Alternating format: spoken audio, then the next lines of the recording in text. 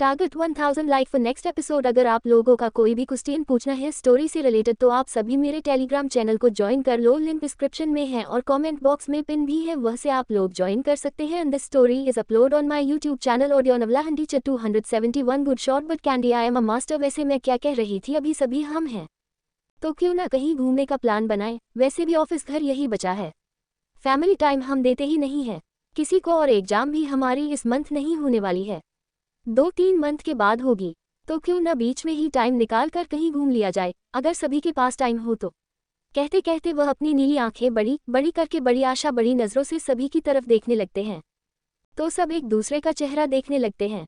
राहत अपने पति की तरफ देखकर, मुझे पता है तुम्हें तो टाइम मिलेगा ही, आखिर इतने वक्त तो काम ही करते हो, ज़्यादा से ज़्यादा टाइम अगर फैमिली के साथ बिताने की बात हो तो तुम कर ही सकते हो। आखिर मेरी माँ का जो प्यार तुमने अपनी तरफ कर लिया है, अब उनके लिए तो सोचो।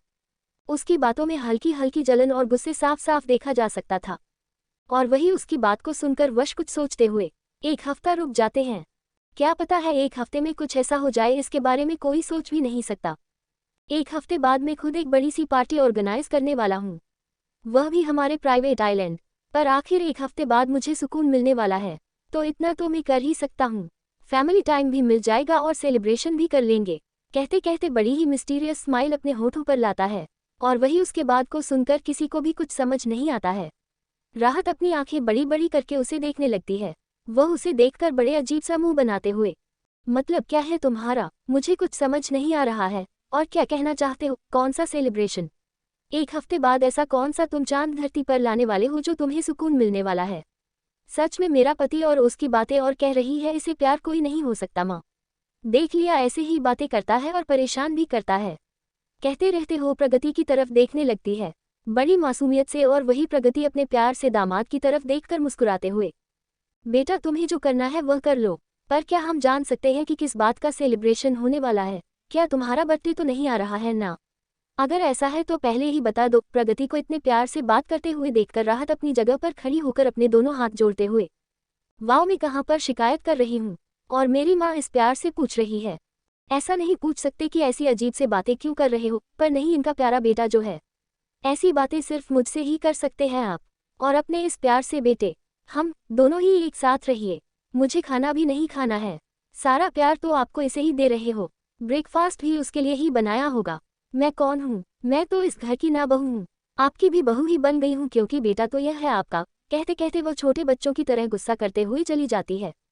वही रहता कि इसे गुस्सा भरा चेहरा देखकर सभी को होठों पर एक मुस्कुराहट आ जाती है, सभी मुस्कुरा देते हैं। वही राहत वहां से गुस्से में अपने कमरे में चली जाती है, और सोफे पर आरती पलटी मारकर अपने दोनों हाथ अपने दोनों गालों पर रखकर अपनी आंखें छोटे छोटे करके वश को मन भर कर कोसने लगते हैं। वहीं कुछ देर बाद जब दरवाजा खुलता है तो रहा हाथ अपने हाथों में पड़े हुए तकिया को दरवाजे की तरफ मार देती है। तभी वश दरवाजे के अंदर आ रहा था, वह उसे तकिया को अपने दोनों हाथों में पकड़कर अपनी गर्दन तिरछी करके मुस्कुराते हुए, good shot but candy I am a master, कहते हुए आंख मारकर उसे तकिया को अपने हाथों में लिए हुए राहत की तरफ बढ़ने लगता है। तो राहत अपनी आंखें छोटी छोटी करके अपनी जगह से खड़ी हो जाती है।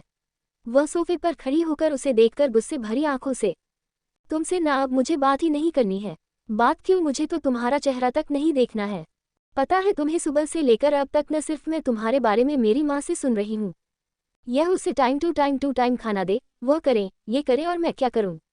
मुझे ना गुस्सा आ रहा है, और मेरा गुस्सा बढ़ रहा है। पहली बार मेरी माँ मेरी तरफ देखा नहीं रही है। कहते कहते छोटे बच्चों की तरह उसके कंधे पर करने लगते हैं, तो वश कहाँ को देता है, जो ऐसे रिएक्ट कर रही थी जैसे 5 साल की बच्ची है, और उसकी माँ ने उसकी तरफ देखा ही नहीं है।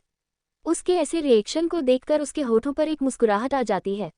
वह उसकी कमर को पकड़कर अपनी तरफ कर लेता है, जिससे राहत उसे देखने लगती है, तो वश के बालों को सहलाकर उसे सोफे पर लेट देता है, और खुद उसके ऊपर जाकर उसके गालों को अपनी 2 उंगलियों में पकड़कर अपने प्यार भरी आवाज में, कैंडी अगर माँ मुझे प्यार दे रही है तो मैं भी तो तुम्हारे लिए क्या कुछ नहीं करता हूँ। इतनी भी जलना अच्छी नहीं है कैंडी, अब अपनी ही पति से। वैसे भी तुम्हारा चेहरा जो लाल लाल है वह बहुत ही ज्यादा प्यारा लगने लगा है मुझे। अब तुम्हारा गुस्सा थोड़ा खत्म हो गया हो तो कुछ खा लो, क्योंकि मैं जानता हूँ तुमने कुछ भी सही से खाया नहीं है, और मैं ये भी जानता हूँ तुमने ध्यान भटकने के लिए ये सब किया है, पर खुद को भूखा रखना ये तो सही नहीं है ना। तुम पतली हो गई तो मेरा क्या होगा? मुझे कैसे हैंडल कर पाओगी? आखिर तुम्हारे सिवा कोई हैंडल कर पता है मुझे? कहते कहते अपनी होठों पर एक तिरछी मुस्कुराहट लिए उसे देखने लगता है। और वही उसके ऐसी बातों को सुनकर राहत पूरी तरह से शांत हो जाती है। उसने ये सब तो किया था, सबका ध्यान भटकने के लिए, और वह कामयाबी हो गई थी। तभी दरवाजे पर कोई आ जाता है, जिससे वश राहत के माथे को चुनकर उसे दूर हो जाता है और राहत उसे तरफ देखने लगती है। एक सर्वेंट ने अपने हाथों में खाने का ट्राई लिया था। वह कर कॉफी टेबल पर पूरा ब्रेकफास्ट रख देता है। वश भी राहत के बाजू में आकर बैठ गया था। वह राहत को खुद के ही हाथों से ब्रेकफास्ट खिलाने लगता है, जिससे राहत बस मुस्कुराते हुए ब्रेकफास्ट करने लगते हैं। वैसे ही अपने दोनों हाथ आपस में फोल्ड किया ब्रेकफास्ट का एंजॉयमेंट कर रही थी। ब्रेकफास्ट पूरा खाने के बाद वह उसे देखने लगती है। इस बात से अनजान की कोई चार जोड़ी आंखें उसे देख रही है। दरवाजे पर खड़े रघुवीर और प्रगति दोनों ही उन दोनों को देख रहे थे। प्रगति उन दोनों को देखकर उन दोनों की नज़र उतरते हैं। रुपए कहाँ था ना, मैं मेरा दामाद बहुत ज़्यादा प्यार है। देखो पता है मेरी बच्ची भूखी है और उसने ब्रेकफास्ट भी खिला दिया। इतना प्यार पति किसी को मिल सकता है? बिल्कुल तुम्हारी तरह ही है। बस फर्क कितना है कि वह अपने बारे में ज़्यादा कुछ बताता नहीं है। तुम बहुत प्यार है। उसके बचपन के बारे में मैंने जाना है।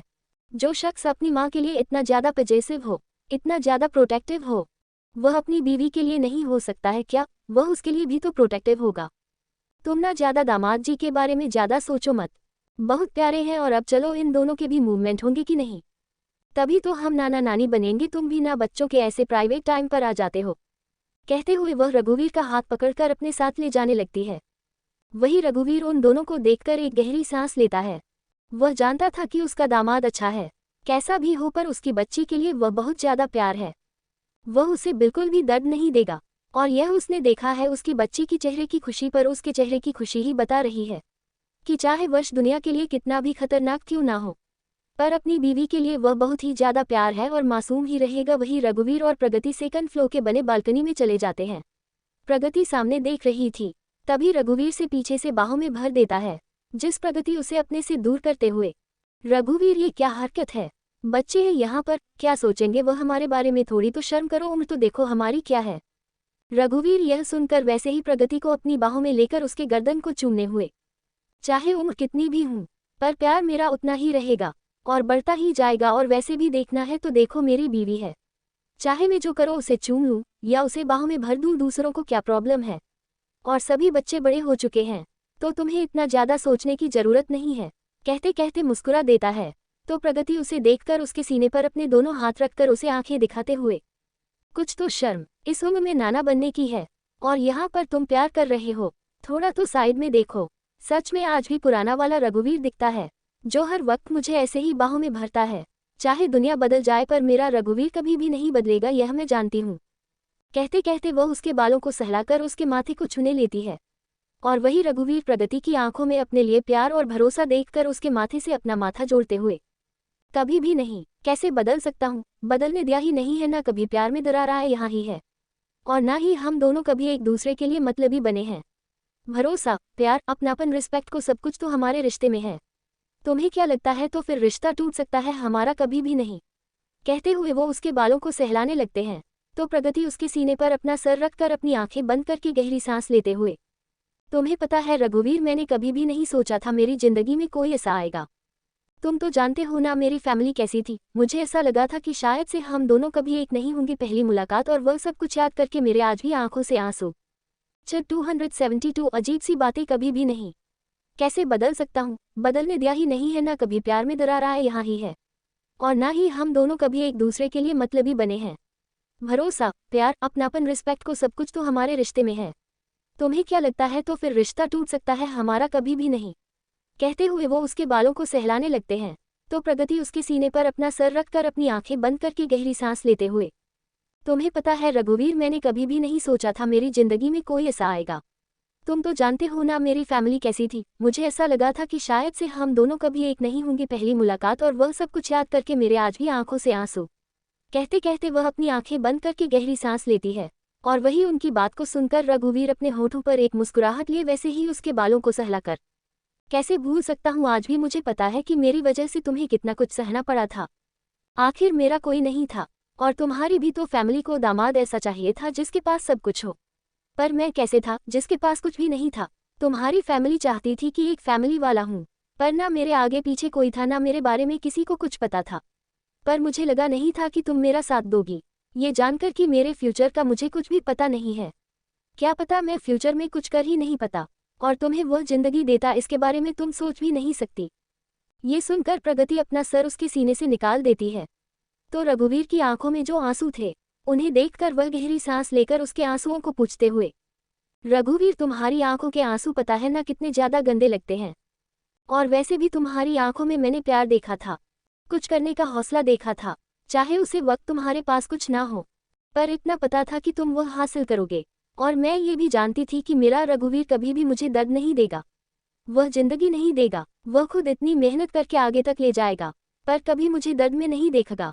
और देखो जो मैंने सोचा था वही हुआ, तुमने इतनी ज्यादा मेहनत की और आज इस मुकाम पर हूँ कि मैं सोच भी नहीं सकती। बस मुझे इस बात का कभी अफसोस होता था कि मैं तुम्हें वह दे नहीं पाई जिसके लिए तुम तरसते थे। कहते कहते उसकी आंखों में निराशा थी। तो रघुवीर प्रगति की गालों को पकड़कर, किसने कहा नहीं दिया, राहत तो है ना हमारी, और वह तो हमारी ही बच्ची है, तुम भी ना ज्यादा सोचती हूँ, और वैसे भी हम दोनों में प्यार में कभी कमी रही है, एक दूसरे को समझ कर ही तो हम आगे तक आए हैं। अब पुरानी बातों को याद करती बैठोगे तो शायद से सालों गुजर जाएंगे, और वैसे भी अब तो तुम्हें तुम्हारा बेटा भी मिल गया है, जिसकी वजह से तुमने हम दोनों बाप बेटी पर से नजर ही हटा दी है। राहत की जलन तो जायज है, और मेरी तो उससे ज्यादा, क्योंकि मेरी बीवी तो आप मुझ पर ध्यान ही नहीं देती है। उद्धरण चिन्ह। कहते कहते वह उदासी से उसे देखने लगता है। तो प्रगति उसे देखकर मुंह बनाते हुए, रघुवीर तुम भी ना राहत की तरह करने लगे हो, दोनों बाप बेटी एक ही जैसे बनते जा रहे हो, थोड़ा सा प्यार क्या कर दिया बेटे को, तुम दोनों तो ऐसे जल रहे हो जैसे मैंने सारा प्यार तो उसके ही नाम कर दिया है ना। और वैसे भी मेरे लिए तुम दोनों की ही जगह अलग है, और दामाद जी की भी जगह अलग है, तुम सभी के लिए प्यार वही रहेगा, कभी नहीं बदलेगा। अब ये ज्यादा इमोशनल मत हो और जाकर फ्रेश हो जाओ, तुम्हें जाना भी तो है ना हॉस्पिटल। कहते कहते वह अपने साथ रघुवीर को ले जाने लगती है। वही रघुवीर भी अपना सर हिलाकर उसके साथ चला जाता है। दूसरी तरफ संयम बैठा हुआ था, और उसी के सामने मानव 2 फाइल को आगे करके, आपने मुझे कहा था वैसे ही मैंने सारी तैयारी कर दी है। बड़ी मैडम को अस्पताल में एडमिट किया गया था, उसके बाद क्या हुआ ये किसी को भी नहीं पता है, यहाँ तक कि माहेश्वरी ने वह अस्पताल ही खरीद लिया था, और जिस हॉस्पिटल में वह एडमिट थे वह अस्पताल भी पहले उन्हें खरीदा था, पर वह हॉस्पिटल आप नाइट कंपनी के नाम है। आप तो जानते हैं उसका सीईओ कौन है, तो मिस्टर वश न्यूज हॉस्पिटल को अपने नाम तो कर दिया, अभी तक ये नहीं पता चल रहा है कि उसे अस्पताल को उन्होंने अपने नाम पर क्यों कर दिया। कहते कहते वह शांत हो जाता है, और वही मानव के हर एक बात को सुनकर स्वयं उसे फाइल को देखते हुए, पापा है कहाँ पर, क्या अभी वह अस्पताल में है या हॉस्पिटल से उन्हें डिस्चार्ज मिला है, और छोटे ने उस हॉस्पिटल को अपने नाम कर दिया है, और तुम कह रहे हो कि माँ उस हॉस्पिटल में थी, कुछ तो होगा उसे अस्पताल में, तभी तो छोटे ने अस्पताल को अपने नाम कर दिया है। हर एक इन्फॉर्मेशन निकालने का ट्राई करो, लीगली नहीं हो रहा है तो इलीगल तरीके से निकालो, इन्फॉर्मेशन मुझे चाहिए। एक हफ्ता जरूर छोटे के दिमाग में कुछ तो चल रहा होगा, और यहाँ तक कि पापा की एक भी खबर मिल नहीं रही है, यहाँ तक कि उनसे मिलने तक को हमें मिल नहीं रहा है, प्रेसिडेंट होकर मुझे अपने पापा से नहीं मिलने दे रहे हैं। कहते कहते वह शांत हो जाता है, उसके चेहरे पर एक ठंडे एक्सप्रेशन आ जाते हैं, और वही उसकी बात को सुनकर मानव अपना सर हम हिलाकर वहां से चला जाता है। तो संयम अपनी जगह से खड़ा होकर पेपर वेट को घुमाते हुए, डॉक्टर से नफरत छोटे हैं, जो कल कहाँ था वह जरूर कुछ न कुछ सोच कर ही कर रहे हैं, बिना मतलब की बिल्कुल भी नहीं होती है, उन बातों में कुछ न कुछ तो छुपा जरूर होगा, और छोटे जिस तरह से बात कर रहा था तो जरूर कुछ तो होगा, समझ नहीं आ रहा है आखिर चल तो चल क्या रहा है। और ऊपर से 1 हफ्ते का वक्त उसके चेहरे पर चमक थी, सेलिब्रेशन। आखिर क्या चल रहा है उसके दिमाग में, जिंदगी में पहली बार ऐसा हो रहा है कि किसी को समझना मेरे लिए मुश्किल होता जाना है। कहते कहते हुए गहरी सांस लेता है, और फिर अपना सर हिलाकर अपना मोबाइल अपने हाथों में लिए वहां से जाने लगता है। वहीं दूसरी तरफ कार्तिक कैफे में आया हुआ था, और वही आरिज आई हुई थी। वह जब कार्तिक को ऐसे एक साइड बैठा हुआ अकेला देखी है, तो उसके पास जाकर उसके कंधे पर हाथ रखकर, क्या हुआ है, तुम इतना ज्यादा परेशान हो, और मुझे ऐसे अर्जेंट कॉल किया, कौन सा तूफान आने वाला है जो तुमने मुझे इतनी जल्दी में बुलाया, पता है कैसे कैसे करके मैं घर पर बाहर बनाकर यहाँ पर आई हूँ, अब जल्दी बोलो किस लिए बुलाया है मुझे। कहते कहते वह उसके सामने बैठ जाती है। तो कार्तिक उसकी बात को सुनकर वैसे ही उसकी आंखों में देखते हुए, कुछ नहीं, बस तुमसे बात करने का मन कर रहा था, तो सोचा तुमसे बात करने के लिए आ जाओ, क्या बात नहीं कर सकता मैं तुमसे। कहते कहते वह उसकी तरफ गौर से देखने लगता है। तो आरिज अपनी आंखें छोटी छोटी करके दोनों के लिए काफी ऑर्डर करते हुए, सच में तुमसे पागल इस दुनिया में कोई नहीं होगा, पर छोड़ दो, तुम्हारा भाई भी तो पागल है। और पहली बात करनी है तो बोल देते, बात करनी है। मुझे लगा कि तुम किसी परेशानी में हो अपोलो, क्या बात करनी है, मैं सुनने के लिए हूँ यहाँ पर। कहते कहते वह उसकी आंखों में देखने लगती है। तो कार्तिक एक गहरी सांस लेकर कुछ सोचते हुए, कल को अगर मेरे पास कुछ भी नहीं होगा, माहेश्वरी नाम नहीं होगा, कोई प्रॉपर्टी नहीं होगी, यहाँ तक कि शायद मैं रोड पर भी रह सकता हूँ, तब भी तुम मेरे साथ रहोगी। कहते कहते वह उसकी आंखों में गहराई से देखने लगता है। और वही उसकी हंसी अजीब सी बातों को सुनकर आरिस को लगता है पहले कार्तिक मजा कर रहा है, पर उसके सीधे चेहरे को देखकर वह उसके हाथों को पकड़कर उसकी आंखों में देखते हुए, तुम्हें क्या लगता है मैं अगर तुम्हारे साथ हूं तो तुम्हारे उसे पैसे के लिए हूं? पैसे में भी कमा सकती हूं। और रही बात, तुम चाहे रोड पर रहो चाहे कुछ भी रहो, पर तुम्हारे पास इतना दिमाग है कि तुम आज नहीं तो कल आगे ही जा सकते हो। इतना ज्यादा सोचो मत। और वैसे भी पैसे से हम खुश तो रह सकते हैं, पर वह वाली खुशी नहीं मिल सकती जिस खुशी के लिए हम तरसते हैं। मेरा ही घर के देखो, इतना पैसा है पर फिर भी सुकून कहाँ पर है। और मुझे सुकून चाहिए, चाहे तुम गरीब हो रहोगे, चाहे हमारे पास पैसा ही ना हो, पर मुझे इस बात की तो खुशी रहेगी कि कोई है जो मुझसे बहुत ज़्यादा प्यार करता है, जो मेरे बारे में सोचता है। तो इस बारे में सोचना छोड़ दो और ये बताओ, तुम्हारा दिमाग में ऐसा पागल वाला सवाल किसने डाला, ये कैसे आया? कहते कहते वह उसकी आंखों में देखकर मुस्कुरा देती है। और वही उसके इस बात को सुनकर कार्तिक गहरी सांस लेकर, कोई ऐसा है जिसकी वजह से शायद मेरे पास से सब कुछ छीन जाए, या मैं उससे कुछ भी नहीं लेना चाहता हूँ। मैं अपना एक मुकाम तो हासिल कर दिया है, पर ऐसा लगता है कि वह मुकाम कभी भी मुझसे छीन लिया जाएगा। तो इसी वजह से पहले ही देखना चाहता हूँ कि कौन मेरा अपना है कौन नहीं। मुझे ये तो पता है कि तुम मेरे साथ रहोगी, पर क्या तुम जी पाओगी एक गरीब के साथ जिसके पास कुछ भी नहीं है? ना फैमिली रहेंगी जो तुम्हें 2 वक्त का खाना भी पूरी तरह से दे नहीं पाएगा। कहते कहते वह वैसे ही शांत हो जाता है। तो आरिस उसकी ऐसी बातों को सुनकर उसकी साइड में बैठ जाती है, उसके सर पर हाथ रखकर, उसके दोनों गालों पर अपने दोनों हाथ रखकर उसकी आंखों में देखते हुए, चाहे तुम रोड पर रहो या हम जंगल में चल जाए, मुझे कोई भी प्रॉब्लम नहीं है। और तो वक्त के खाने की बात कर रहे हो, तो मैं हूं ना, मैं तो कमाई लूंगी। और वैसा परेशानियां हर एक रिलेशन में आती है, तो क्या इसका मतलब हम उन परेशानियों को देखकर रिलेशन तोड़ दे? तुमने अपने दिमाग पर थोड़ा सा कमजोर दोगी तो अच्छा लगेगा मुझे। 273 वर्ष की हंसी सुनकर राहत के, कोई ऐसा है जिसकी वजह से शायद मेरे पास से सब कुछ छीन जाए, या मैं उससे कुछ भी नहीं लेना चाहता हूँ। मैं अपना एक मुकाम तो हासिल कर दिया है, पर ऐसा लगता है कि वह मुकाम कभी भी मुझसे छीन लिया जाएगा। तो इसी वजह से पहले ही देखना चाहता हूँ कि कौन मेरा अपना है कौन नहीं। मुझे ये तो पता है कि तुम मेरे साथ रहोगी, पर क्या तुम जी पाओगी एक गरीब के साथ जिसके पास कुछ भी नहीं है? ना फैमिली रहेंगी जो तुम्हें 2 वक्त का खाना भी पूरी तरह से दे नहीं पाएगा। कहते कहते वह वैसे ही शांत हो जाता है। तो आरिस उसकी ऐसी बातों को सुनकर उसकी साइड में बैठ जाती है, उसके सर पर हाथ रखकर, उसके दोनों गालों पर अपने दोनों हाथ रखकर उसकी आंखों में देखते हुए, चाहे तुम रोड पर रहो या हम जंगल में चल जाए, मुझे कोई भी प्रॉब्लम नहीं है।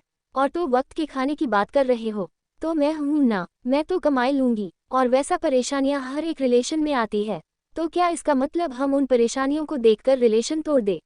तुमने अपने दिमाग पर थोड़ा सा कमजोर दोगी तो अच्छा लगेगा मुझे। कहते कहते उसके बालों को सहलाते हुए कॉफी का मग उसके सामने करके, अब ज्यादा सोचो मत, ये कॉफी पी लो, तुम्हारा दिमाग शांत हो जाएगा। फिर हम कहीं घूमने जाते हैं, जिससे तुम्हारे इस दिमाग में जो कचरा भरा पड़ा है ये निकल जाएगा और तुम ज्यादा सोचोगे भी नहीं। कहते कहते वह उसे कॉफी पीने का इशारा कर देती है, जिससे कार्तिक मुस्कुराते हुए काफी पीता है। दोनों ही काफी पीने के बाद वहां से चले जाते हैं, इस बात से अनजान कि कोई उन दोनों को देख रहा है। वह अपने मोबाइल में फोटोज निकालकर वहां से वह उन दोनों के पीछे पीछे जाने लगता है। वहीं दूसरी तरफ वश इस समय अपने केबिन में फाइल्स को देख रहा था, चेहरे पर एक कोल्डनेस थी। वह अपनी ठंडी आंखों से सारी फाइल्स को चेक करते हुए सामने भस्म को देखकर अपनी ठंडी आवाज में, कितनी बार कहा था कि फाइल्स में मुझे मिस्टेक बिल्कुल भी पसंद नहीं है, ये फाइल्स किसने चेक की है? भस्म वश की ठंडी आवाज को सुनकर एक पल के लिए तो डर से कांप जाता है, फिर अपना सर हिलाते हुए वह मैनेजर ने चेक कर लेते हैं, उसने कहा था कि फाइल इस परफेक्ट है तो इसीलिए मैंने। वश ये सुनकर अपनी गर्दन तिरछी करके उसे देखते हुए, मतलब तुमने फाइल चेक नहीं की? शादी हो गई है तो टाइम बीवी के साथ ज्यादा स्पेंड करने लगे हो, तो काम करने के लिए तुम्हें कहाँ टाइम होगा? टाइम चाहिए तो बोल दो, दे सकता हो, मैं तुम्हें वह भी पूरी जिंदगी पेमेंट भी दे दूंगा तुम्हें। इतना तो कर ही सकता हूँ, आखिर तुम इतना बड़ा काम जो मुझ पर कर रहे हो, बिना फाइल चेक किया तुम मुझे फाइल दे रहे हो, इससे बेहतर काम और बड़ा काम कोई और कर सकता है। कहते कहते वह मुस्कुराते हुए उसे देखने लगता है, वही उसका ऐसा अजब सी बातें और उसकी तने को सुनकर वह अपना सर हिलाते हुए, सॉरी सॉरी बॉस, स्वर पीहू की तबीयत ठीक नहीं थी तो उसे हॉस्पिटल ले गया था। इसी वजह से मैं फाइल्स को चेक नहीं कर पाया, पर मैं आगे से सबका ध्यान रखूंगा। वश उसकी बात को सुनकर शांत हो जाता है। फिर कुछ सोचते हुए, बीवी का ध्यान तो रखना ही पड़ेगा, आखिर एक वही तो है ना जो सहारा दे पाएगी तुम्हें। इस बार तुम्हारी गलती को माफ कर देता हूँ, पर अगली बार अगर यह गलती हो गई तो तुम्हारी बीवी के लिए नया पति ढूंढना पड़ेगा तुम्हें, क्योंकि तुम तो यहाँ से जाने वाले हो। कहते कहते वह फाइल्स को सामने फेंकने लगता है तो वह फाइल्स नीचे जमीन पर गिर जाती हैं, और वही उसकी बात को सुनकर वह पूरी तरह से डर जाता है। वह अपना सर हिलाकर फाइल्स को अपने हाथों में लिए वहां से जाने लगता है कि तभी वह अपनी ठंडी आवाज में मैनेजर के हाथों में उसका लेटर विथ 3 वार्निंग इतना कहकर वो उसे जाने का इशारा कर देता है, और वही उसका इशारा समझकर भस्म कहाँ से अपना सर हिलाकर चला जाता है। वश कुछ सोचते हुए वो अपना मोबाइल निकालता है और ग्लास वॉल के सामने खड़ा होकर किसी को कॉल लगा लेता है। सामने से एक प्यारी सी आवाज़ सुनकर उसकी आंखें बंद हो जाती हैं। वह अपने होठों पर एक मुस्कुराहट लिए, कैंडी मुझे नहीं लगा था कि इतनी जल्दी तुम मेरा कॉल अटेंड करोगी, वैसे क्या कर रही हूँ। कहते कहते वैसे ही एक हाथ पहन के पॉकेट में डाले मुंबई को देखने लगता है ग्लास वॉल के, और वही उसकी बात को सुनकर राहत अपना सर हिलाते हुए सामने देखते हुए, कुछ नहीं मैं यहीं पर हूँ, गार्डन में बैठी हूँ, और माँ है जो मेरे बालों के अच्छे से चंपी कर रही है। सर बहुत ज़्यादा दर्द कर रहा है तो वही वह मसाज कर रही है। अब तुम ये सुनकर यहाँ पर मत आना, पहले ही बता रही हूँ, अगर यहाँ पर आए ना तो तुम्हारे हाथों में तुमसे पहले मैं डिवोर्स पेपर दे दूंगी। एक तो सारा प्यार लुटा रहे हो, अब कहीं मुझे प्यार मिल रहा है वह भी छीने आ जाओगे। काम कर रहे हो ना, वही करो, अच्छा लगता है। कहते हुए गुस्से में गुर्रेन लगते हैं, और वही उसकी बातों को सुनकर वह मुस्कुराते हुए, कैंडी इतनी जलन, मेरा दिल दर्द करने लगा है तुम्हारी ऐसी बातों को सुनकर, और अब तो ऐसा मन कर रहा है कि वहां पर आ जाओ। क्या कहती हूँ, रही बात डाइवोर्स की तो तुम्हें क्या लगता है तुम मुझे डिवोर्स दे दोगी। उसकी आवाज़ में एक अजीब सी और क्रीपीनेस छुपी हुई थी, और जिसे राहत महसूस तो नहीं कर पा रही थी, पर हाँ उसकी बॉडी में एक अलग ही झंझनाहट महसूस होती है। वह गहरी सांस लेकर, आकर तो दिखाओ फिर मैं तुम्हें बता देता हूँ, और डिवोर्स की बात है तो भूलो मत, पतिदेव मेरे अप्पा यहाँ पर है और उन्होंने पहले ही कहा है अगर मेरा मन चाहे तो मैं। कहते कहते वह तो मजाक में ही मुस्कुरा देती है, और वही उसकी बातों को सुनकर वश हंसने लगता है। वही उसकी हंसी को सुनकर राहत की दिल की धड़कनें बढ़ने लगती है, क्योंकि उसकी हंसी ही बहुत ज़्यादा खतरनाक तरीके से साउंड कर रही थी। उसके कानों में वो गहरी सांस लेकर, अब क्या हुआ, तुम ऐसे क्यों हंस रहे हो, मैंने कोई मजाक किया है जो तुम इस तरह हंस रहे हो। कहते कहते वह मुंह बनाने लगती है। वही उसकी बात को सुनकर वश मुस्कुराने का रोककर अपने होठों के बीचों बीच सिगरेट को रखकर उसे जलते हुए अपनी उंगलियों में पकड़कर, तुम मजाक ही तो ऐसा कर रही हूँ, तुम्हें क्या लगता है फादर इन लॉ मुझे तुमसे अलग करवा देंगे। बिल्कुल भी नहीं कैंडी, कोई भी ऐसा नहीं है जो तुम्हें मुझसे अलग कर सके, कोई भी नहीं। सपने वही देखा जो पूरे होने वाले हैं, ऐसे मत देखो जिसे तुम टूटने वाली हूँ। कहते कहते वह शांत हो जाता है तो राहत उसकी बात को सुनकर एक गहरी सांस लेते हुए, तुम्हारी बातें ना सच में बहुत ज़्यादा अजीब है, आप ज़्यादा बोल मत, और मैं अभी रख रही हूँ, नहीं तो मेरी प्यारी सी माँ को पता चला कि उनके प्यार से दामाद का फ़ोन आया है तो वह मेरा सर का मसाज करना छोड़कर तुम्हारी से ही बातें करती रहेगी। तो मैं अभी फ़ोन रख रही हूँ, और शाम को जल्दी आ जाना, माँ को भी अच्छा लगेगा, और सुनो आते वक्त ना केक लेकर आना, मुझे केक खाना है। कहते हुए वह कॉल कट कर देती है, और वही उसके हुक्म को सुनकर वश अपने होठों पर एक मुस्कुराहट लेता है और अपने मोबाइल को देखा है जिससे अभी राहत ने कट किया था। वह गहरी सांस लेकर वैसे ही अपना सर हिला देता है, और फिर पैंट के पॉकेट में अपने मोबाइल को डाले सिगरेट को अपने होठों के बीचों बीच रखकर उसकी कश लेने लगता है। उसका मोबाइल फिर से वाइब्रेट होने लगता है, जिससे वह मोबाइल को देखा है और फिर कॉल अटेंड करता है। जैसे ही वह कॉल अटेंड करता है, सामने से कोई अनजान आदमी, नाइट अपने जैसे कहा था वैसे सब कुछ हो गया है। माहेश्वरी इंटरप्राइजेज में जो भी इलीगल एक्टिविटी तेजपाल से जुड़ी थी, वह सारी एक्टिविटी मीडिया के सामने आई है, पर अब इंटरप्राइजेज का क्या करना है वह तो केवल माहेश्वरी संभाल रहे हैं।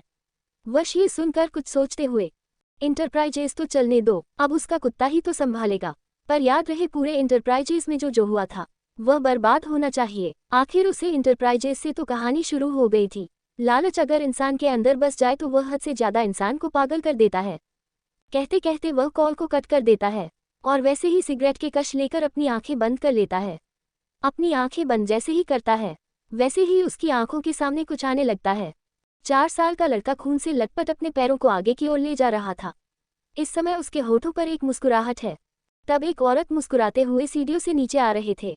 वह लड़का वैसे ही एक जगह छुप जाता है और उसे औरत को देखा है जो गार्डन में गई थी वह जैसे ही गार्डन में जाती है तो वह औरत पूरी तरह से हैरान हो जाती है और वहाँ मुझे हर एक सर्वेंट परेशान होने लगते हैं। एक डेड बॉडी थी जिसे बुरी तरह से मारा गया था, खून पूरी तरह से गार्डन में था और सबसे हैरानी वाली बात यह थी कि उसकी आंखें निकाली गई थी, यहाँ तक कि उसके हाथ पैर भी टूट चुके थे।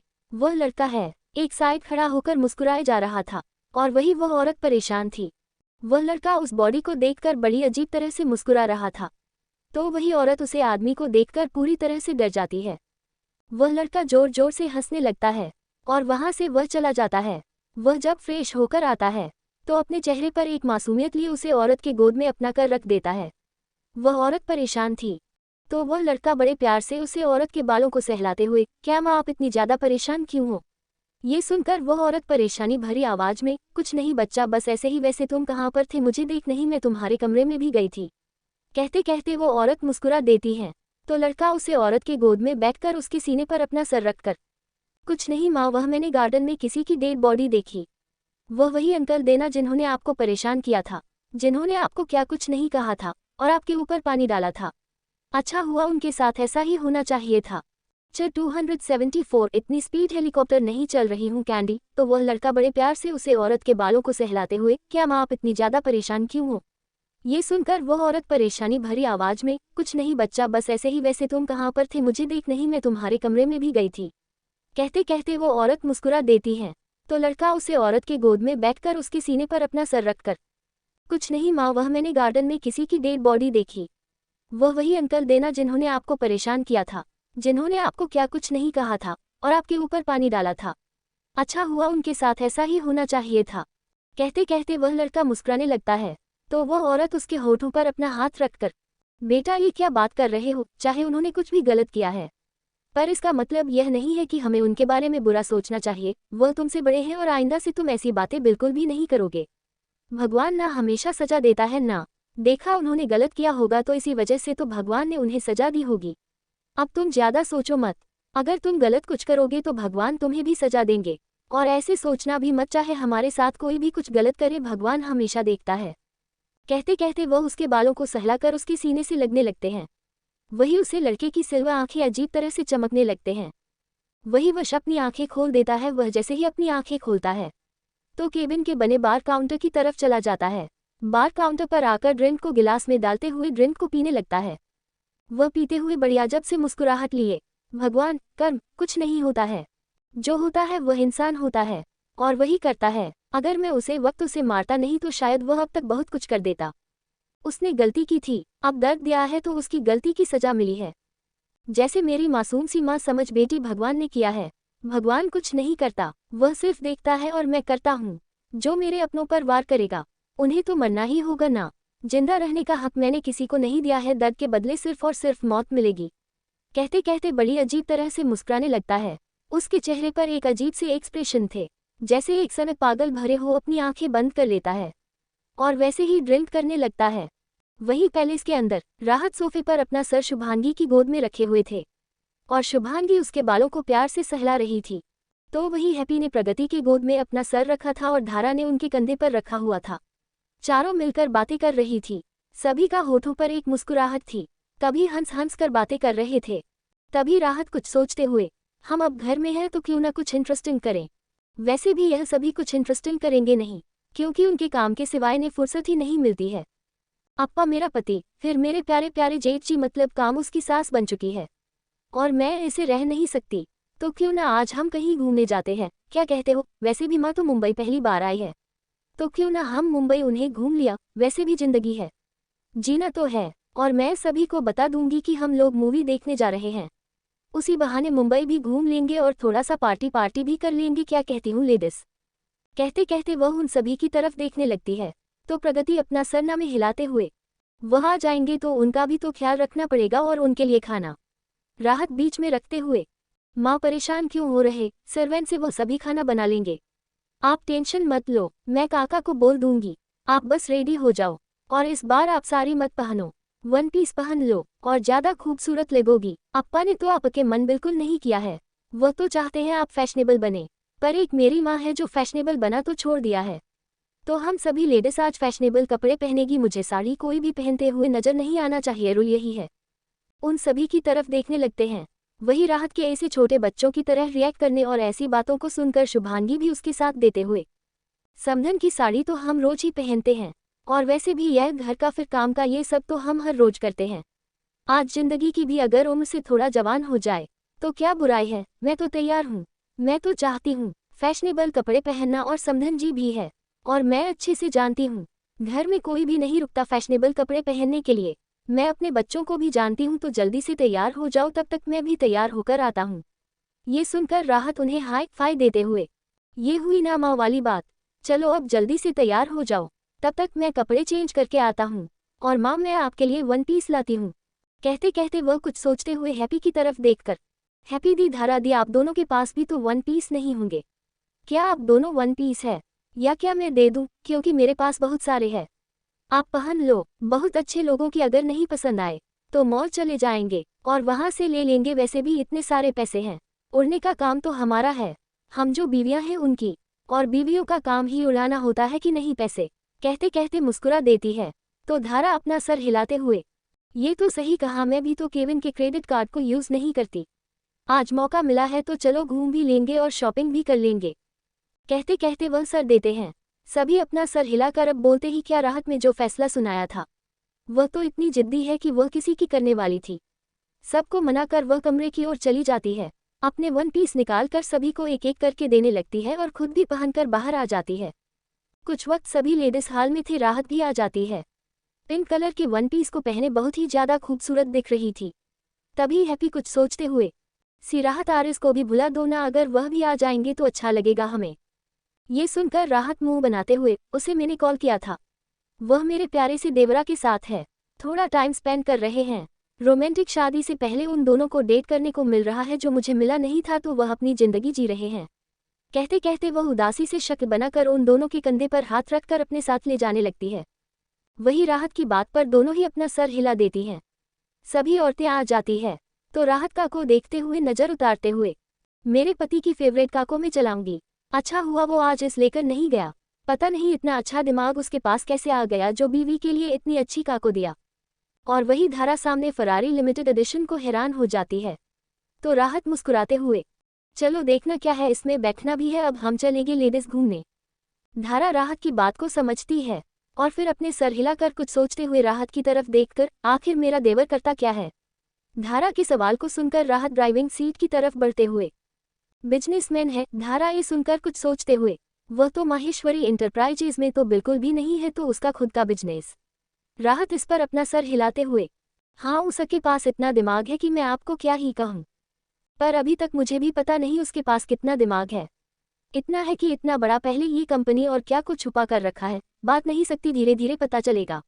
वैसे मैं आपको बता दूंगी, फिलहाल तो आप ये सब छोड़कर अपने घूमने पर फोकस करें, बहुत ज़्यादा एक्साइट हूँ। कहते कहते वह ड्राइविंग सीट पर बैठ जाती हैं। वह पांचों भी बैठ जाती हैं और राहत काको में ले जाती हैं। जैसे ही लोग चले जाते हैं वैसे ही दो ब्लैक कलर की कार भी पीछे पीछे चली जाती है। बीच में ही ब्लैक कलर के बाइक भी उनके पीछे आ जाती है। पूरी सिक्योरिटी के साथ का आगे की ओर बढ़ रही थी, जिसके बारे में रहता को ही नहीं पता है। वह बड़े आराम के साथ का को ले जा रही थी। वही का अंदर एक आदमी बैठा था। वह किसी को कॉल करता है, सामने से कॉल अटेंड होता है तो अपनी शांत आवाज में, नाइट उनके पीछे हम हैं, अभी वह सेंटर मॉल में जा रहे हैं, हमने मॉल को पहले ही खाली कर दिया है और वहां पर हमारे ही आदमियों को रखा गया है। वह स्क्रीन पर देख रहा था। इस समय वह सामने देखा है तो रेड कलर का सिग्नल वहां पर देखा जा सकता था, स्क्रीन पर देखा जा सकता था। वह उसे देखकर बस अपना सर हिलाकर कॉल को कट कर देता है। वह ट्रेन को देखा है, फिर कीबोर्ड पर कुछ टाइप करने लगता है, जिससे साइड में का पूरी डिटेल आ जाती है, जैसे कि वह कितनी स्पीड में है, स्पीड में होना चाहिए, वह सब देख रहा था। राहत को ऐसे फुल स्पीड में का जाते हुए देखकर वह अपना सर हिला देता है और एक गहरी सांस लेकर, कैंडी कैंडी कैंडी, तुम्हारे हाथों में अगर कुछ चीज दी जाए और तुम मनमानी न करो, ऐसा कभी हो सकता है, इसी वजह से नजर रखनी पड़ रही है, इतनी स्पीड हेलीकॉप्टर नहीं चल रही हूँ कैंडी। 275 राहत का सेक्सी डांस देख वश का हुआ बेहाल। नाइट उनके पीछे हम हैं, अभी वह सेंटर मॉल में जा रहे हैं, हमने मॉल को पहले ही खाली कर दिया है और वहां पर हमारे ही आदमियों को रखा गया है। वह स्क्रीन पर देख रहा था। इस समय वह सामने देखा है तो रेड कलर का सिग्नल वहां पर देखा जा सकता था, स्क्रीन पर देखा जा सकता था। वह उसे देखकर बस अपना सर हिलाकर कॉल को कट कर देता है। वह ट्रेन को देखा है, फिर कीबोर्ड पर कुछ टाइप करने लगता है, जिससे साइड में का पूरी डिटेल आ जाती है, जैसे कि वह कितनी स्पीड में है, स्पीड में होना चाहिए। वह सब देख रहा था। राहत को ऐसे फुल स्पीड में का जाते हुए देखकर वह अपना सर हिला देता है और एक गहरी सांस लेकर, कैंडी कैंडी कैंडी, तुम्हारे हाथों में अगर कुछ चीज दी जाए और तुम मनमानी न करो, ऐसा कभी हो सकता है, इसी वजह से नजर रखनी पड़ रही है, इतनी स्पीड हेलीकॉप्टर नहीं चल रही हूँ कैंडी। कहते हुए वह मुस्कुरा देता है और फिर अपना मोबाइल निकालकर कुछ सोचते हुए किसी को कॉल लगा लेता है। सामने से कॉल अटेंड होता है तो वह अपनी ठंडी आवाज में, सिग्नल एंड मॉल दोनों ही क्लियर होने चाहिए, किसी की नज़र तक में बर्दाश्त नहीं कर सकता उसे पर, अगर किसी की भी नज़र उसे पर दिखे तो खून से खेलने तो तुम्हारा शौक है ना, अपनी शौक को भी तो पूरा करना चाहिए कि नहीं। कहते हुए उसके होठों पर एक हल्की सी तिरछी मुस्कुराहट आ जाते हैं और वैसे ही वह कॉल को कट करके साइड में मोबाइल रख देता है और वैसे ही स्क्रीन को देखने लगता है। भस्म केबिन में आकर मीटिंग का कहता है तो वश अपनी जगह से खड़ा होकर अपना सर हिलाकर गहरी सांस लेता है और जैकेट को पहनकर वहां से चेहरे पर मास्क पहनकर चला जाता है। वहीं दूसरी तरफ राहत का को एक मॉल के सामने रोक देती है। वह सभी की तरफ देखकर, लेडीज टाइम टू शॉपिंग, आज हमें जी भरकर शॉपिंग करनी है, कोई भी पैसे के लिए पीछे नहीं हटेगा, आखिर इतने पैसे कमा रहे हैं किस लिए, उड़ा नहीं के लिए ही। कहते हुए वह सभी की तरफ देखने लगती है तो वह चारों अपना सर हिला देती है। वही राहत बाहर आ जाती है, जिससे करते सभी बाहर आने लगते हैं। प्रगति सामने इतने बड़े मॉल को देखकर रहती, हम यहाँ पर शॉपिंग करेंगे, इससे अच्छा है बच्चा हम कहीं और जाकर शॉपिंग कर ले। प्रगति की बात को सुनकर राहत अपनी आंखें बड़ी बड़ी करके, माँ आप यह मत कहना कि यहाँ पर आप अगर आएंगे तो अप्पा का बैंक बैलेंस खत्म होगा, बल्कि अप्पा का तो बैंक बैलेंस बचा ही रहा है, क्यों आप इतना ज्यादा बचा रहे हो, और वैसे भी आपके बेटे के पास भी तो पैसे बहुत है, वह भी तो दे सकता है, उसका क्रेडिट कार्ड तो लाई हूँ, आप परेशान मत हो, उसका क्रेडिट कार्ड ही मैं खाली करने वाली हूँ, बहुत परेशान कर रखा है, अब उसके पैसे पर मैं हमला करूंगी, देखती हूँ कि मुंह से मेरे सामने मुंह खोलता है। ज्यादा सोचिए मत, चलिए जल्दी से, क्योंकि आज तो मैं अपने पति का ये कार्ड जो बहुत ही ज्यादा खूबसूरत लग रहा है हाथों में, वह खाली करने का प्लान बना कर आई हूँ, आज जी भर के शॉपिंग करनी है। कहते हुए वह छोटे बच्चों की तरह मुंह बनाने लगते हैं और वही उसकी बात को सुनकर सभी अपना सर हिला देते हैं, क्योंकि रात एक छोटे बच्चों की तरह रिएक्ट कर रही थी और वही वह सीढ़ियों से ऊपर माल की तरफ जा रहे थे। इस बात से अनजान की कोई दो जोड़ी आंखें उन्हें देख रही हैं। अपने कानों में ब्लूटूथ डाले ब्लैक कलर का कपड़े पहने आदमी खड़ा था, वह कुछ कहता है और फिर वहां से उनके पीछे पीछे जाने लगता है। जब राहत मॉल में आती है तो माल आधे से ज्यादा खाली था, देखा जाए तो वहां पर सिर्फ वहां के वर्कर ही मौजूद थे और जो फीमेल सर्वेंट थी उन सभी को देखकर राहत हैरानी के साथ, लगता है यहाँ पर इनके अलावा कोई रहता ही नहीं है, पूरा माल खाली है, यहाँ पर कोई आता ही नहीं है। जहाँ तक मैं इस मॉल के बारे में सुना था, यहाँ पर तो हर दिन इतनी भीड़ रहती है कि लोग सांस भी लेना मुश्किल होता है। कहते हुए वो फीमेल स्टाफ की तरफ जाती है, उसकी तरफ देखकर हैरानी भरी आवाज में, आज क्या यहाँ पर कुछ है, मतलब यहाँ पर कोई भी नहीं दिख रहा है क्या, माल बंद है। ये सुनकर फीमेल स्टाफ थी, उसे समझ ही नहीं आ रहा था कि वह क्या कहे, वह चारों तरफ देखती है। तभी वहां पर एक प्यारी सी और बड़ी ही रिस्पेक्टफुली मैनेजर अपना सर झुकाते हुए, मैडम आज माल लेते खुला है, जस्ट आपके आने के 2 मिनट पहले ही खुला है, धीरे धीरे लोग आ ही जाएंगे, तब तक आप लिए, आपको जो चाहिए वह हमारे स्टाफ आपके सामने कर देंगे। ये सुनकर राहत बस अपने सर हिला देती है और पीछे खड़ी लेडीज की तरफ देखती है तो वह सब अपना सर हिला देते हैं।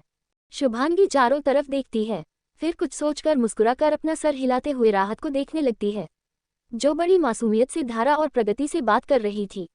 वह अपना सर हिलाते हुए, हो ना हो इस माल को खाली करने के पीछे जरूर उसका ही हाथ होगा, कैसे बर्दाश्त कर सकता है किसी की नज़र अपनी कैंडी के ऊपर, सच में इसका पागलपन हद से ज्यादा बढ़ने लगा है, पर चलो एक वही तो है जो इसके होठों पर मुस्कुराहट लाती है, नहीं तो, कहकर वह गहरी सांस लेकर राहत की तरफ बढ़ जाती है। राहत के पास आकर उसके कंधे पर हाथ रख देती है, जिससे राहत उसकी तरफ देखकर अपना सर हिला देती है। अपने होठों पर एक प्यारी सी मुस्कुराहट लिए राहत अंदर मॉल के आ जाते हैं।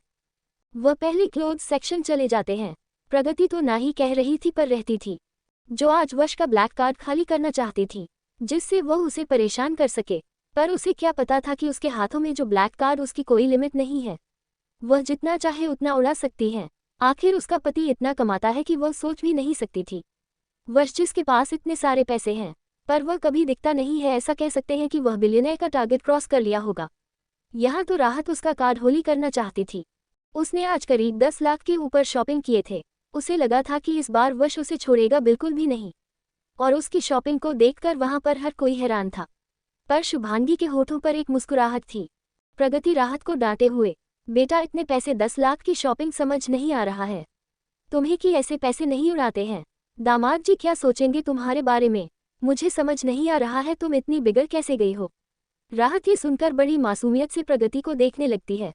तो शुभांगी प्रगति के कंधे पर हाथ रखकर, समधन जी आपका दामाद बहुत पैसे वाला है, परेशान मत हो, और वैसे भी वह काम किसके लिए रहा है, अपनी बीवी के लिए ही ना। तो 10 लाख की शॉपिंग कुछ बड़ी बात तो नहीं है, आप ज्यादा सोचिए मत। और बच्चे का मुंह देखिए कितना बुरा बन गया है। ऐसा थोड़ी होता है, पैसे तो कमाया जा सकते हैं, पर उड़ने का मजा ही कुछ और है। वैसे चलो 2-3 साड़ी लेनी है, समझ नहीं आ रहा है कैसे लूँ, तो आप मेरे साथ चलिए। ये सुनकर हैप्पी भी अपना कर हिलाते हुए, मेनू भी 2 साड़ी लेनी है, अब नेक्स्ट भी कुछ फंक्शन होगा तो उसके लिए भी तो कुछ चाहिए कि नहीं, मेरे पास तो कुछ भी नहीं है। ये सुनकर शुभांगी अपना सर हिला देते हैं। वही राहत कुछ सोचते हुए उन लोगों को साड़ी लेने के लिए भेजकर खुद मैन सेक्शन में चली जाती है। वहां पर जाकर चारों तरफ देखने लगती है। तभी उसकी नज़र एक dark green full hand T shirt देखते हैं जो बहुत ही ज्यादा खूबसूरत लग रहा था। वह कुछ सोचकर उसकी तरफ बढ़ने लगते हैं। वश को उस टी शर्ट में इमेजिन करके उसके होठों पर एक मुस्कुराहट आ जाती है। वह कुछ सोचकर उस फीमेल स्टाफ की तरफ देखकर शर्ट को पैक करने का इशारा करती है, और वहां से वह वॉच कलेक्शन की तरफ बढ़ जाती है। उसे ब्राउन कलर का एक्सपेंसिव वॉच पसंद आ जाता है। वह जब उसे अपने हाथों में लेती है तो उसकी की प्राइस को देखकर पहले तो हैरान हो जाती है, क्योंकि उसकी प्राइस 8,30,000 है। वह उसे बहुत ही ज्यादा अट्रैक्ट कर रहा था, तो वह उसे ले ही लेती है। और वही उसको इतना ज्यादा शॉपिंग करते हुए देखकर वह फीमेल स्टाफ उसे देखते ही रह जाते हैं। राहत पूरी शॉपिंग करने के बाद उनके पास चली जाती है। अब उसके चेहरे पर उदासी थी, क्योंकि उसने इतने सारे पैसे जो अपने ऊपर उड़ा रखे थे, वह सब इस बात का डर था कि उसका पति क्या कहेगा। आज उसने पूरे 20 लाख उड़ा दिए थे और यह काम बिल्कुल भी नहीं है। उसे परेशानी होने लगी थी, पर वह करते तो करती क्या, अब उड़ने तो उड़ा लिया। अब उसे बस इस बात की परेशानी थी कि उसका पति उसे क्या बोलेगा। शॉपिंग होने के बाद राहत उन सभी को एक बड़े से रेस्टोरेंट में ले जाती है। वहां पर खाना खाने के बाद वह लोग क्लबिंग करने के लिए चले जाते हैं। पर जब वह क्लब में आते हैं तब एक और परेशानी थी। वहां पर भी लड़कियां थी, लड़की तो देख ही नहीं रहे थे। राहत अपने सर पर हाथ रखकर, यहाँ पर सिर्फ लड़कियां क्यों दिख रही है, लड़के क्यों नहीं है, मतलब आखिर आज लड़कों को हुआ क्या है, कहीं देखा भी नहीं रहे हैं। जहाँ जा रही हूँ वहाँ सिर्फ लड़कियां ही लड़कियां दिख रही हैं। क्या आज कोई ऐसा दिन है जहाँ पर लड़के घर से बाहर नहीं निकाल सकते। धारा ये सुनकर मुंह बनाते हुए, सच में आज तो पूरा दिन ऐसे ही चला गया, कहीं पर भी जाओ वहां पर लड़के ही नहीं दिखते। मॉल में गई थी, वहां पर नहीं थे, रेस्टोरेंट में नहीं थे, और अब यहाँ पर भी नहीं है। पता नहीं क्या चल रहा है। चलो वह नहीं है तो हम डांस कर लेते हैं, कुछ फायदा तो नहीं है यहाँ खड़े होने का। देखो तो वह लड़कियां कितना अच्छा डांस कर रही है, तो क्यों ना हम भी एंजॉय कर ले। ये सुनकर प्रगति परेशान होते हुए, घड़ी में देखो कितने बजे हैं, 9 बजे हैं। सब लोग आते ही होंगे, और हम अगर ऐसे घर से बाहर आएंगे तो क्या सोचेंगे वह हमारे बारे में। और वहाँ तुम्हारे अप्पा तो पता है ना वह क्या बोलेंगे, हम यहाँ पर आए हैं तो क्या सोचेंगे वह हमारे बारे में। अंडस को राहत ये सुनकर प्रगति के कंधे पर हाथ रखकर, माँ इतना ज्यादा परेशान मत हो, मैं अप्पा को मैसेज कर दिया है क्या कि हम लोग घूमने जा रहे हैं। आपने भी कह दिया है कि लेकर जाओ। वैसे तो उनकी बीवी कहीं पर जाने का नाम नहीं लेती, तो आज मैं लेकर गई हूँ तो बहुत खुश है। अब इतना ज्यादा परेशान मत हो, और वैसे भी कौन सा एक दिन में हम लोग बाहर जाएंगे, तो पहाड़ टूटने वाला है। खाना तो सर्वेंट से बना देंगे, और सोना तो उनको अपने पैर से ही ऊपर जाना है। सोने के लिए अब क्या आप जाकर उन्हें लोरी सुनने वाली हूँ। थोड़ा सा तो खुद को एंजॉय कर लीजिए। देख रही हो कितनी ज्यादा बोरिंग बनती जा रही है। अच्छी से जानते हो ये सब अपने अपने टिपिकल दामाद के लिए कर रही हूँ। इतनी फिक्र सच में घर जाने के बाद मैं उसका गला दबाने वाली हूँ। कहते कहते वह गुस्से भरी आंखों से प्रगति को देखने लगती है। तो प्रगति उसे आंखें दिखाते हुए, बस बहुत हो गया, इतना भी मत अपने पति के बारे में बोलो। वह तुम्हारा पति है, और हाँ मुझे है उसकी परेशानी। क्यों नहीं होगी, आखिर बेटा है मेरा। अब इतना दिन काम करके आएगा, और तुमने तो उसके इतने सारे पैसे उड़ाए हैं। थोड़ी तो शर्म करो अपने चेहरे पर नहीं तुम्हें खाने का क्या ही फायदा है। अब ये सब छोड़ो और जल्दी से यहाँ से जाने का सोचो। प्रगति के दांत को सुनकर राहत बड़ी मासूमियत से, माँ कुछ भी कहूँ आज मैं अपनी माँ की करने वाली हूँ, और वैसे भी आपके दामाद जी को कोई भी ऐतराज नहीं होगा। आप ज्यादा सोच मत और जरा एंजॉय कर लीजिए। वैसे भी यह कोई गलत क्लब नहीं है, बहुत अच्छा है। यहाँ पर जूस मिलता है, यहाँ पर लोग अपना थकावट को कम करने आते हैं, तो चलिए मेरे साथ। कहते हुए वह सभी की तरफ देखती है। सभी अपना सर हिलाकर गहरी सांस लेते हैं और वही क्लब के डांस फ्लोर पर चले जाते हैं। प्रगति को पहले तो ये सब बिल्कुल भी पसंद नहीं आ रहा था, पर शुभांगी की जिद की वजह से उसे ये सब करना पड़ रहा था। वही रहता सब कुछ भूलकर क्लब में आकर डांस करने लगी थी। वो बहुत ही अच्छा लग रहा था, सोचा था कि वह कभी तो यहाँ पर आएगी, और देखो वह अभी गई, इस बात से अनजान कि कोई वहाँ पर खड़ा होकर जिसने अपनी आंखें बंद कर ली थी, वह उसका वीडियो निकालकर किसी को भेज रहा है। वही वश चाहत को ऐसे शॉर्ट ड्रेस में फ्लो पर नाचते हुए देखकर वश हाथों की मुठ्ठियां बन जाती है। वह अपनी टाई को लूज करता है, उसे गर्मी जैसा महसूस हो रहा था। राहत का जो ड्रेस की स्ट्रिप थी वह नीचे की ओर आ रही थी, जिसे वह बार बार ऊपर कर रही थी। उसको ऐसे हॉट एंड सेक्सी डांस को देखकर वश अपनी टिया को निकाल अपनी शर्ट के बटन को देता है वी। बाकी कैसा लगा ये बता देना और ऐसे ही साथ देते रहना। नीचे के डिस्क्रिप्शन को जरूर अगर न्यूज़ स्टोरी को बाय चेक आउट कर लेना, जिसने नहीं देखा है दूसरे चैनल की स्टोरीज वह बाय चेक कर लो, लिंक डिस्क्रिमिनेशन में है। रुको सभी लोग कहीं जाओ मत, ये तक स्टोरी सुन लिए हो तो एक प्यारा सा कमेंट कर दो और लाइक शेयर सब्सक्राइब भी कर दीजिए। आप लोग आगे की स्टोरी नेक्स्ट पार्ट में, तब तक के लिए बाय, टेक केयर।